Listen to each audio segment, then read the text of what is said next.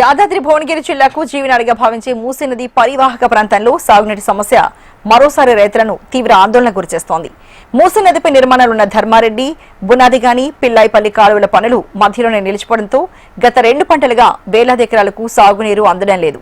సుమారు 40,000 ఎకరాలకు సాగునీరు అందట్లేదు. ఇప్పటికే సాగు వ్యయం పెరిగి పంటలు దెబ్బతింటున్నాయని రైతులు ఆవేదన వ్యక్తం చేస్తున్నారు.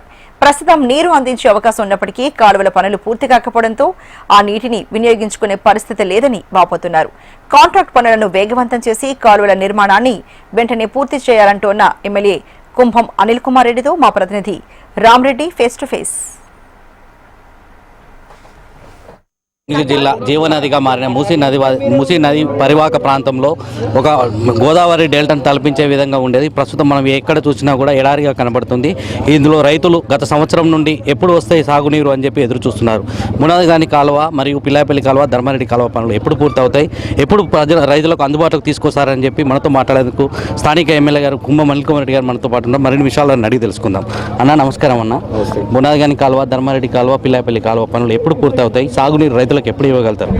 సరే, ఈ బునియాది కానీ పిలాయిపల్లి ధర్మారెడ్డి కాలువలు డాక్టర్ వైఎస్ రాజశేఖర రెడ్డి గారి మరి ఆ రోజు జలయజ్ఞంలో భాగంగా మొదలుపెట్టబడ్డాయి. అప్పుడే దాదాపు ఒక 40-50% పనులైనాయి. తర్వాత ప్రభుత్వాలు మారడం మధ్యాహ్న గత 10 ఏళ్లలో కూడా బీఆర్ఎస్ ప్రభుత్వంలో కూడా పనులు జరగలే. నిధులు శాంక్షన్ చేసినట్టు చేశారు, ఒక్క పైసా ఇయ్యలే, పని జరగలే. ఈరోజు మనం ప్రజాపాలన కాంగ్రెస్ ప్రభుత్వం రాగానే రేవంత్ రెడ్డి గారి ఆధ్వర్యంలో ఉత్తమ్ కుమార్ రెడ్డి గారు ఇరిగేషన్ మినిస్టర్ గారు మరి ఈ ఉమ్మడి జిల్లా వాసి కాబట్టి మరి ఇక్కడ 485 కోట్లు మరి ఈ 3 కాలువలకు సంబంధించి ఎప్పుడు కూడా మేము ఇంత పెద్ద ఎత్తున వస్తాయని మేము అనుకోలే. ఆ స్థాయిలో నిధులు రావడం చాలా సంతోషంగా ఉన్నది. అయితే పనులు కూడా ఎక్కడికక్కడ జరుగుతున్నాయి. ఇప్పుడు నిన్న మొన్ననే లాస్ట్ వీక్ ధర్మారెడ్డి కాలువ తిరిగినాం. ధర్మారెడ్డి కాలువ అయితే చాలా బాగైంది. ఒక సాగర్ ప్రాజెక్ట్ కింద ఎట్లా ఉంటాయో కాలువలు ఆ విధంగా అయింది. సో అది వచ్చే 20వ తారీఖు నాడు నీళ్ళు ఇడుస్తున్నాం. అంటే కాలువ పూర్తి ఇంకా కాలేదు, రైతులు గ్రేట్గా తర్వాత చేసుకుంటాం, అది వదిలిపెడతాము. బునియాది కానీ ధర్మారెడ్డి కాలువది 20వ తారీఖు నాడు అట్లా గేట్స్ తీసే కార్యక్రమం ఉంటుంది. ఇంకోటి మీరు అన్నట్టు బునియాది కానీ కాలువకు సంబంధించి ఇది పోయిన ఏప్రిల్లో పనులు మొదలుపెట్టినాం. ఏప్రిల్ కూడా కాదు, ఏప్రిల్లో శాంక్షన్ అయింది. మే, జూన్ అట్లా 2 నెలలు 1.5 మంతే పని జరిగింది. తర్వాత 2 పంటలు క్రాపాలడే ఇయ్యలే, మనం పని చేయడానికి టైం దొరకలే. సరే, ఇప్పుడు మళ్ళా ఈ నెలలో కొంత అక్కడక్కడ పనులు చేసే కార్యక్రమం చేసినాం. ల్యాండ్ ఎక్విజిషన్ ప్రాబ్లమ్స్ ఉన్నాయి. ఈ ల్యాండ్ ఎక్విజిషన్ ప్రాబ్లం తోటి నిధులు వచ్చాయి అంటున్నారు. మరి ల్యాండ్ ఎక్విజిషన్ ప్రాబ్లం ఎందుకు వస్తుంది? దాని సమస్య నిధులు అంటే కాంట్రాక్ట్ నిధులు అంటే ఈ 2 ఉంటాయి, 2 భాగాలు ఉంటాయి. ఒకటేమో పని చేయడానికి నిధులు ఉంటాయి, ఇంకోటేమో ల్యాండ్ ఎక్విజిషన్ నిధులు ఉంటాయి. సో ల్యాండ్ ఎక్విజిషన్ ఈ కన్స్ట్రక్షన్ కాలువల కన్స్ట్రక్షన్ కానీ తోడడానికి కానీ వీటన్నిటి కూడా ఈ 2 భాగాలు ఉంటాయి. సరే, ఈ కాంట్రాక్టర్ మాత్రం తోడే కార్యక్రమం చేస్తుండు. రైతులకు ఇవ్వాలంటే అక్కడ చాలా ప్రక్రియ ఉంటుంది. దానికి నోటిఫికేషన్ ఇవ్వాలని ఉంటుంది, ఫస్ట్ నోటిఫికేషన్ ఉంటుంది, తర్వాత అవార్డు ఇచ్చే కార్యక్రమం ఉంటుంది. ఈ రైతులు మళ్ళీ కలెక్టర్ గారు ఆర్బిట్రేషన్లో సుమారు ఎన్ని ఎకరాల విస్తీర్ణంలో ఇప్పుడు రైతులకు పునాది కానీ కాలువకు పనులు పెండింగ్ ఉన్నాయి? ఇప్పుడు ఈ ల్యాండ్ ఎక్విజిషన్కి సంబంధించి దాదాపు 60 కోట్ల రూపాయలు ఇచ్చేది ఉంది. దాదాపు 60 కోట్ల రూపాయలు. ఇప్పుడు ధర్మారెడ్డి కాలువకేమో ల్యాండ్ ఎక్విజిషన్ పెద్దగా లేదు, 4 కోట్లు ఉంటే 4 కోట్లు ఇచ్చినాం. పిలాయిపల్లికి కూడా 3-4 కోట్లే ఉంటే అది కూడా ఇచ్చేసినాం. కాబట్టి ఆ కాలువలకు అంతరాయం లేదు. బునియాది కాలువకి ఏంటంటే 60 కోట్లు ల్యాండ్ ఎక్విజిషన్కి ఇవ్వాలి. సో ఇది ఒక్కటే సమస్య కాకుండా రెండో సమస్య ఏంటంటే ఇది మేడ్చల్ మల్కాజ్గిరి జిల్లాల ల్యాండ్ అక్కడికి వెళ్ళి నీళ్ళు రావాలి. అంటే ఎక్కడికి రావాలి? ఆదిలాబాద్కి వెళ్ళి రావాలి. ఆడ 5 కిలోమీటర్ల స్ట్రెచ్ అక్కడ ఉంది. మాదారం, అది మేడ్చల్ మల్కాజ్గిరి.